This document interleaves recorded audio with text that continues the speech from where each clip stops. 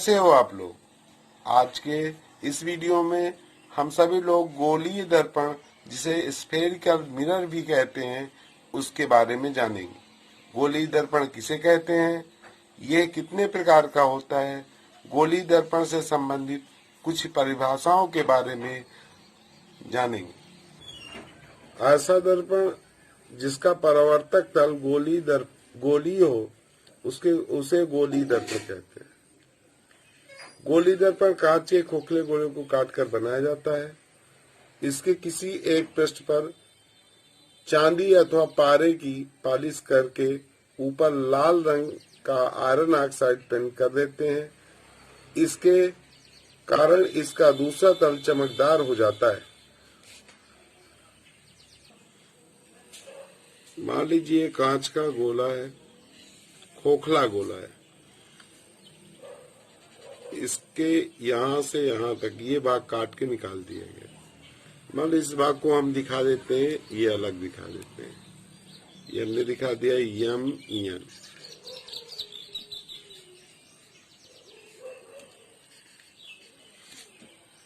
दूसरा जो है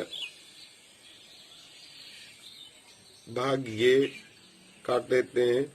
ये मान लीजिए M1, इसका नाम दे दें M1 M2। इसको भी बना लेते हैं अलग।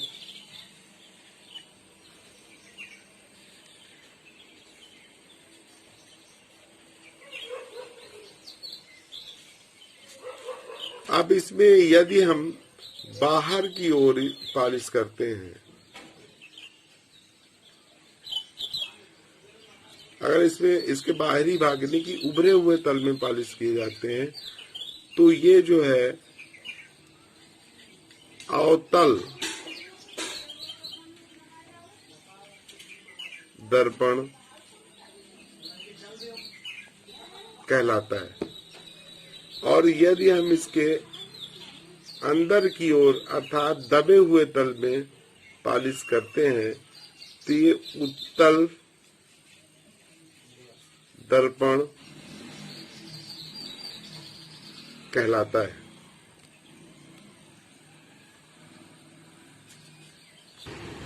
आइए अवतल दर्पण और उत्तल दर्पण के बारे में विस्तार से चर्चा करते हैं। पहला अवतल दर्पण। अवतल दर्पण में जो है इसमें उभरे हुए तल में पॉलिश की जाती है।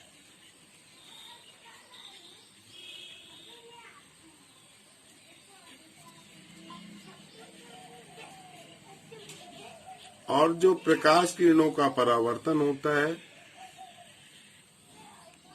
वो दबे हुए तल से होता है।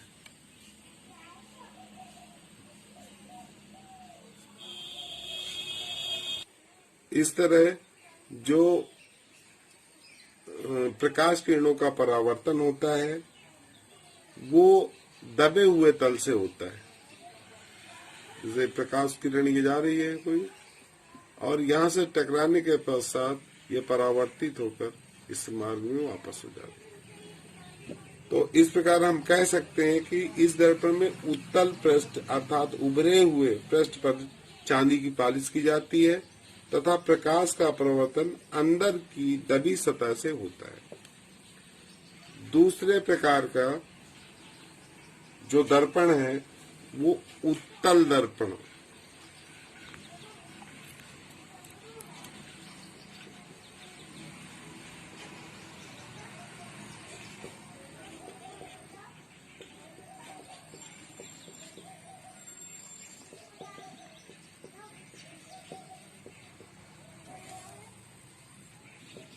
जिसे कॉन्वेक्स मिरर कहते हैं।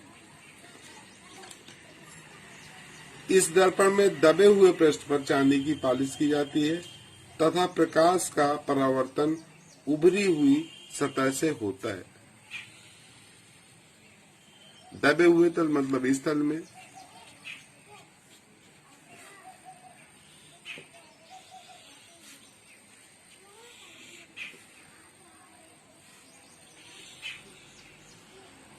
ये मान लीजिए कोई प्रकाश किरण है, टकराती है, टकराने के पश्चात इस मार्ग में वापस हो जाती है। तो इस प्रकार हम कह सकते हैं कि जो प्रकाश किरणों का परावर्तन होता है उत्तल दर्पण में, वो उभरे हुए तल से होता है और अवतल में जो है वो दबे हुए तल से होता है। गोली दर्पण से संबंधित कुछ परिभाषाएं। नंबर 1, ध्रुव।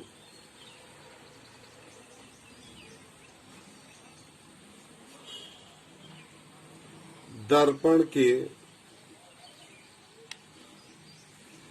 परावर्तक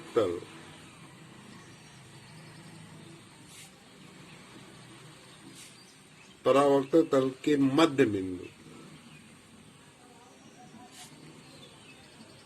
बिंदु को दर्पण का ध्रुव कहते हैं।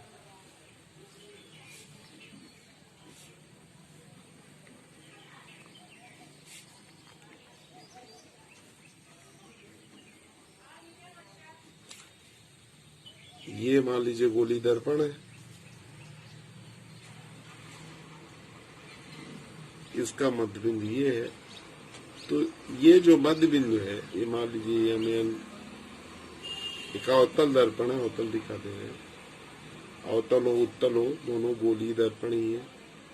तो इसका जो परावर्तक तल है उसका जो मध्य बिंदु है ये दर्पण का ध्रुव कहलाता है। दूसरी परिभाषा,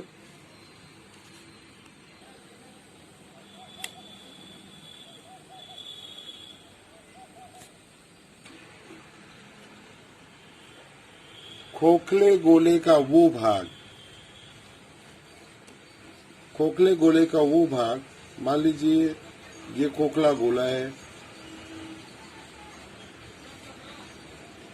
ये यहां से काटकर गोली दर्पण बनाया जाता है।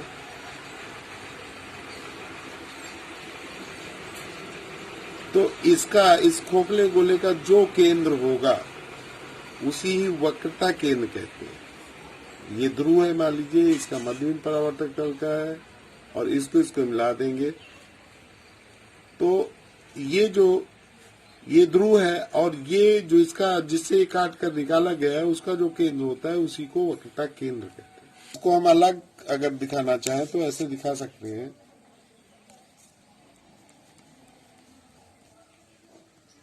ये अवतल दर्पण है, ये ध्रुव है और यहाँ पर ये वक्रता केंद्र हो जाएगा एम एम। अगली परिभाषा, तीसरी परिभाषा, वक्रता त्रिज्या।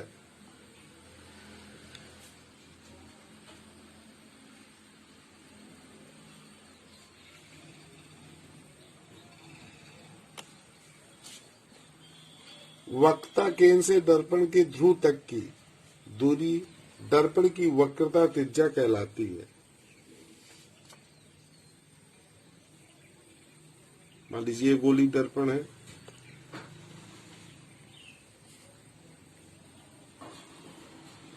ये इसका मध्य बिंदु है, ये वक्रता केंद्र। तो गोली दर्पण के वक्रता केंद्र से दर्पण के ध्रुव के बीच की दूरी वक्रता त्रिज्या कहलाती है। क्योंकि ये त्रिज्या है तो त्रिज्याएं बराबर होती है, अगर इसको भी मिलाएंगे तो ये भी त्रिज्या है, तो हम ये कह सकते हैं, नाम दे दिए तो सीएम भी त्रिज्या है, सीपी भी त्रिज्या है। तो वक्रता त्रिज्या से तात्पर्य ये है कि वक्रता केंद्र और ध्रुव को मिलाने वाली रेखा है उसे हम वक्रता त्रिज्या कहते हैं, जिसे आर से प्रदर्शित करते हैं, कैपिटल लेटर के आर से प्रदर्शित करते हैं। चौथी परिभाषा, मुख्य अक्ष। मुख्य अक्ष, मुख्य अक्ष से क्या तात्पर्य है? तो दर्पण के ध्रुव और वक्रता केंद्र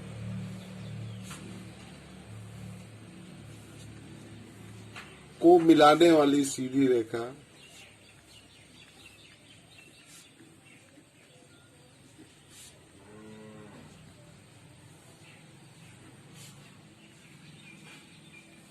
को दर्पण का मुख्य अक्ष कहते हैं।